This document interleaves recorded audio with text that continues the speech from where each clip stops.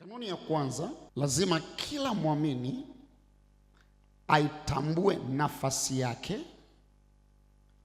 mamlaka alionayo na kiti chake. Nafasi yake, mamlaka alionayo na kiti chake ama enzi yake, your throne. Kila mtu ana enzi yake. Twende mara moja, andika vitabu hivyo. Ufunuo sura ya kwanza mstari wa 6. Ufunuo sura ya kwanza mstari wa 6. Na kutufanya kuwa ufalme na makuhani kwa Mungu, naye ni baba yake. Utukufu na ukuu una yeye hata milele na milele. Na kutufanya kuwa ufalme na makuhani. Lazima uelewe hilo. Ufunuo 5 mstari wa 10. Ufunuo 5 mstari wa 10. Ufunuo 5 mstari wa 10. Ukawafanya kuwa ufalme na makuhani kwa Mungu wetu, nao wamiliki juu ya nchi. Amen. Amen. So kila Mkristo anapaswa kuelewa ya kwamba ukiwa ndani ya Kristo una mamlaka, una uwezo, una nguvu juu ya ufalme wa giza ndani ya Kristo. So lazima ufanye nini? Ujue. Sema ninajua. Zaburi 82 mstari wa 5. Zaburi 82 mstari wa 5. Hawajui wala hawafahamu, na kwa sababu hiyo utembea gizani. Misingi yote ya nchi imetikisika. Mstari wa 6. Mstari wa 6. Mimi nimesema ndinyi miungu, wana wa aliye juu, nyote pia. Mstari unaofuata. Lakini mtakufa kama wanadamu, mtaanguka kama mtu mmoja wa wakuu. Kwa nini? Kwa nini muanguke na mfe wakati ninyi ni wana wa miungu? Ni kwa sababu hamjui wala hamfahamu, mnatembea gizani, na pamoja na uwezo mlionao naanguka kama watu wa kawaida. So cha kwanza unahitaji kufahamu mamlaka yako, nafasi yako, kiti chako. Andika pia Yohana 10:34, lakini tusome Waefeso 1:18. Waefeso 1:18. Macho ya mioyo yenu yatiwe nuru, mjue tumaini la wito wake jinsi ulivyo, na utajiri wa utukufu wa urithi wake katika watakatifu jinsi ulivyo. Mstari unaofuata. Na ubora wa uweza wake ndani yetu tuaminio.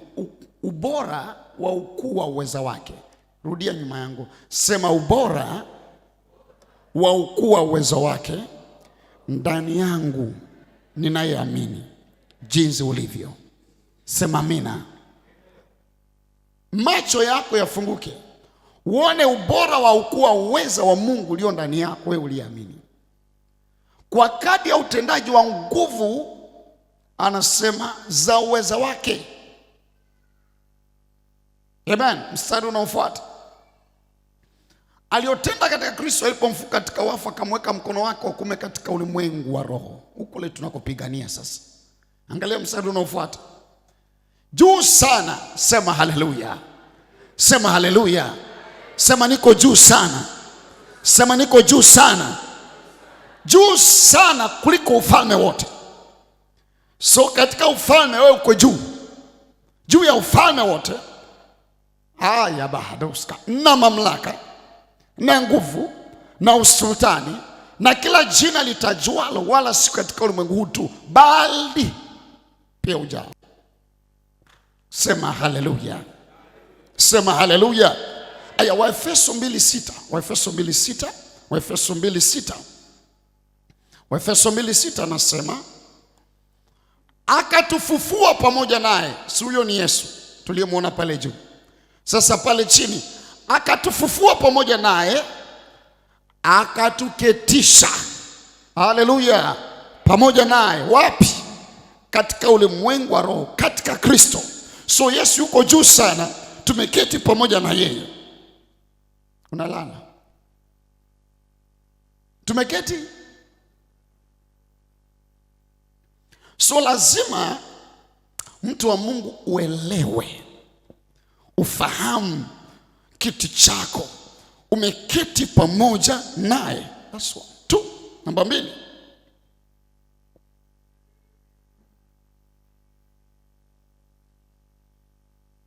ni lazima uelewe ufunguo wa nguvu aliotupa na namna ya kuutumia kinyume cha adui. Ufunguo wa nguvu zake aliotupa na ujue namna ya kutumia kinyume cha shetani. Mathayo 16:19, Mathayo 16:19. Nami nimekupa nini?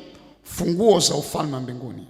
Lolote utakalolifunga duniani litakuwa limefungwa mbinguni. Lolote utakalolifungua duniani litakuwa limefungiwa mbinguni. So tumepewa ufunguo wa kufunga na kufungua. Sema amina. So lazima ujue umepewa. Neno ufunguo maana yake ni authority. Tumepewa mamlaka. Lile neno ufunguo ni mamlaka. Ujue namna ya kufunga kazi za shetani. Namba 3. Hatupaswi kumwogopa shetani na mapepo yake. Hatupaswi kufanya nini? Kumwogopa shetani na mapepo yake. Tunachohitaji kufanya ni kumpinga. Hatumwogopi, tunafanya nini? Tunampinga. Now, sikiliza kwa makini. Usiogope shetani, umpinge. Lakini cha kwanza, sikiliza, lazima ujue ulikokaa. Angalia vizuri ulikokaa kabla hujaanza kumpinga. Yakobo 4:7. Yakobo 4:7 anasema, basi mtini Mungu. Kama unajua umemtii, umekaa mahali pa utii, the place of obedience, and then mpingeni shetani naye atawakimbia. So kwa nini tunampinga asikimbie? Angalia vizuri utii. Tunapoongelea kuhusu utii ni kukaa mahali pako sahihi. Tii kisha mpinge. Usimwogope. Ukitembea katika utii hauna haja ya kutembea katika hofu. Mtu muoga, mtu mwenye dhambi hukimbia pasipo kufukuzwa na mtu. Moja ya matokeo ya uoga ya dhambi ni uoga. Dhambi inaleta uoga. Uoga mbele za Mungu, uoga mbele za shetani, uoga mbele za uoga. So usiogope. Na mtaji wa shetani ni uoga. So hauwezi kupambana vita vya kiroho kama wewe ni mwoga. Na uoga unatokana na nini? Dhambi. So hatuwezi kuongea kuhusu kushinda vita vya kiroho kama tunacheza na dhambi. Mungu anatusaidia katika jina la Yesu. Namba 4, vaa silaha zote za Mungu. Vaa silaha zote za Mungu ili tuweze kushindana na mwovu.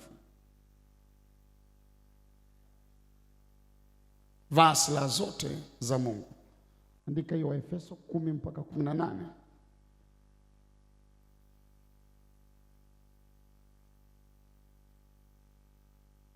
Amen. Nakumbuka mkanda, ule mkanda ambao ukisoma pale kwenye mkanda ambayo ni kweli, kila silaha imeshikwa na mkanda. Mkanda ni kama umeshikwa na attachment karibu kila kiungo na mkanda wa kweli.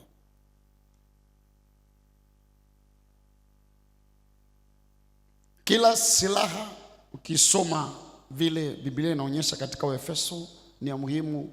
Ukiongea kusudiria haki, diria haki, kifua, linda moyo, mawazo yako, chepeo cha wokovu, kichwa chako,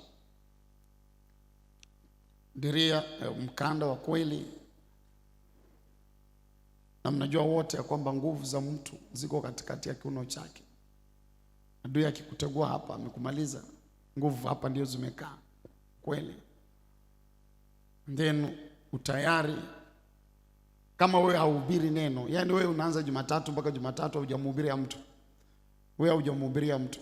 Kumhubiria mtu sio tu kumhubiria mtu aje kanisani. Kumhubiria mtu, mahubiri ni silaha. Ni silaha ya kiroho. Kama wewe hauhubiri watu, yani ukikutana na watu hauhubiri, cha kwanza utaanza kufa kiroho. Utaanza kufa kiroho, utaanza kupoteza nguvu ya maombi, utaanza kupoteza nguvu ya kusoma neno. Hizo nguvu nazipoteza kwa sababu moja tu. Kuna silaha moja kubwa umeipoteza, silaha ya kuhubiri. Kuhubiri sio kwa sababu ya nyingine, kuhubiri ni silaha. Unapohubiri, we angalia mtu yote uko kwenye barabara alafu namuona mtu anahubiri, hata wewe mwenyewe unaogopa. Huyo mtu hana uoga, anaongea tu wazi mbele ya watu. Kuna namna unamwangalia. Na kuna vile mtu akihubiri, kuna namna uwezi kumisbehave mbele yake. Huyu anahubiri. Ndivyo ilivyo kwako. Mahubiri yanakulinda wewe na mashambulizi ya adui.